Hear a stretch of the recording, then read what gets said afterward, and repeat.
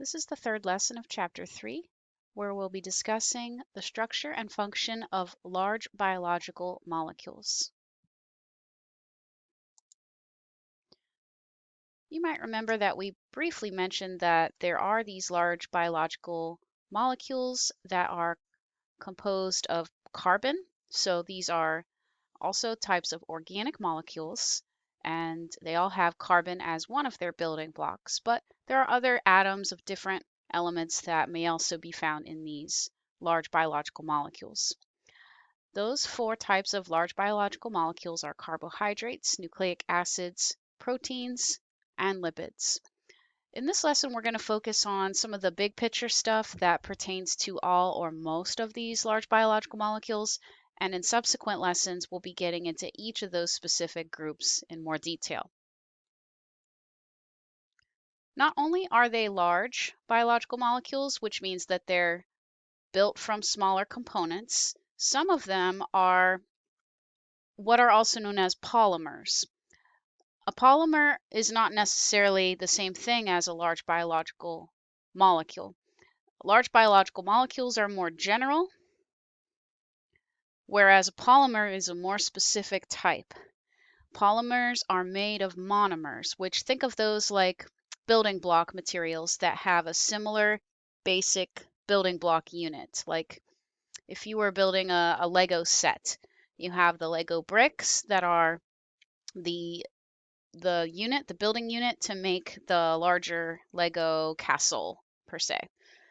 So most of these large organic molecules are also polymers, but there's one exception that's not. And the one that's missing from this list is the one that we cannot say is a polymer. And we'll get into why that is later when we learn about these specific groups. So for the ones that are listed here, carbohydrates, nucleic acids, and proteins, these are polymers. The one that's missing, do you know which one's missing? Lipids. Yep, so they're not polymers. So I do want to add a little bit of information here. These are the polymers.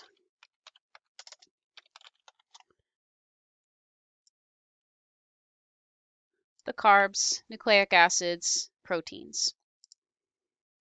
Each polymer is made of monomers. Two or more monomers would make actually a polymer. So what is the monomer of carbohydrate? That's going to be, let's see if I can maybe change up the color here a little bit.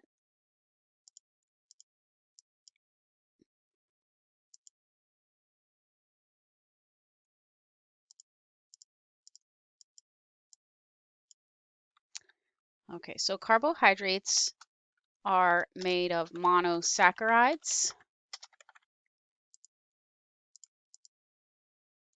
Looks like we lost part of the word there.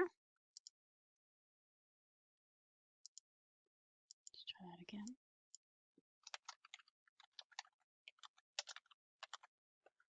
Just learning this different screen capture program. I'm trying since I can now type on the screen. Wasn't able to do that with the other one. I was using OBS. This is called ScreenPal. Nucleic acids. Okay, the building block of nucleic acids are nucleotides. And the building block monomers of proteins are amino acids. So we will look at these again in more detail when we study those three groups, and also re-emphasize and explain why lipids are not polymers. All right, so let's go on a bit to look at how these polymers can be built from monomers.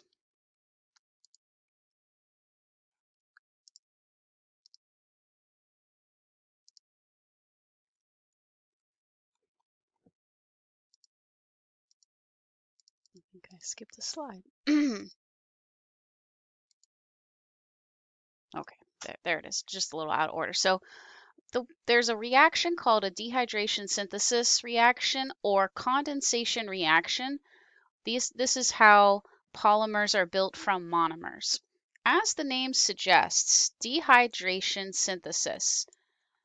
Dehydration, when I think of being dehydrated, I think of losing water. So water is actually being lost. If you notice here at the bottom in this diagram showing glucose and fructose joining together to form sucrose, water is given off as a byproduct of that reaction. The hydroxyl groups of the glucose and the fructose interact in a way that H2O comes off, and then there's a bond, a covalent bond linking now together what was formerly glucose and fructose. So we have dehydration, loss of water during the synthesis of that polymer.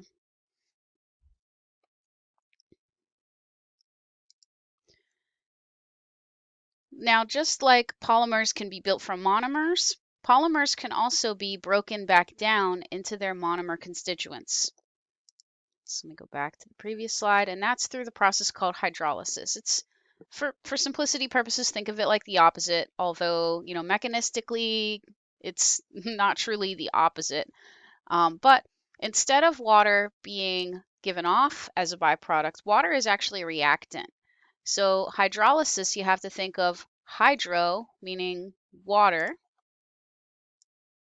Water is needed to lyse or split, break apart the polymer into simpler component monomers. And it does this by interfering with the bonds, covalent bonds, that were linking together those monomers. Like remember on the left was glucose and on the right was fructose. Now it's sucrose as a disaccharide. So when the water goes in, it interferes with the covalent bond that was holding together those monomers into the form of the disaccharide, and now the water goes back in the form of OH on the glucose, and the hydrogen attaches to the oxygen of the fructose. So be familiar with these general processes because it is important to understand how polymers and monomers are related through these reactions.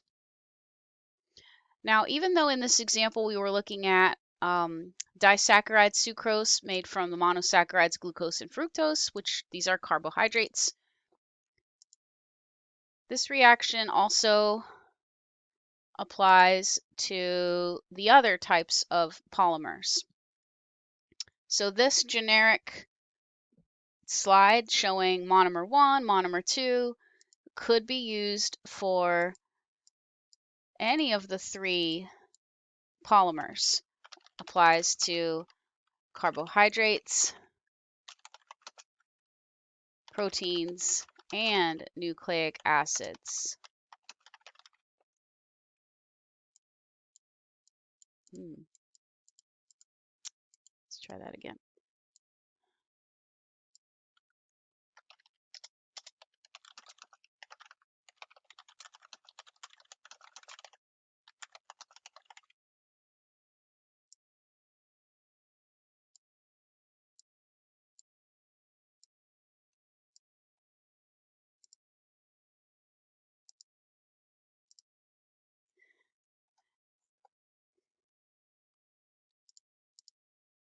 All right, so that concludes the introduction to the large biological molecules. In our next lesson, we'll get into one of the specific groups, the carbohydrates.